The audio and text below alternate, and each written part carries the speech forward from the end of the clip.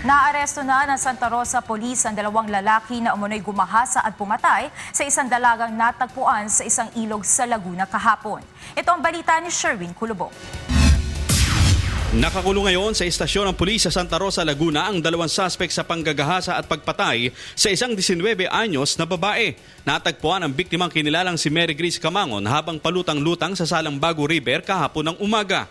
Ayon sa Santa Rosa Police, naaresto nila kagabi ang mga suspect na sina Marcelo Montes, 20 anyos at Michael Bartolaso, 41 anyos matapos silang positibong kilalanin at ituro ng mga testigong pawang menor de edad.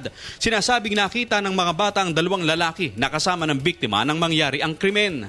Mga batang, mga minors na witnesses, sila po yung nagbigay daan para po maaresto itong ito pong dalawang suspect. Nag-create po tayo ng isang team para lang ma-track down ito pong mga suspects. Nagresulta po sa kanilang pag-aresto.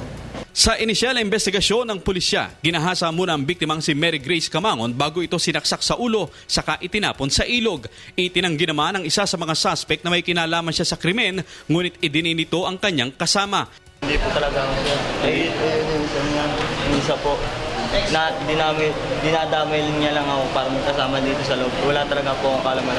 Sa ngayon ay sinampahan na ng reklamong rape with homicide ang mga suspect. Mula rito sa Laguna, Sherwin Kulubong, UNTV News Worldwide.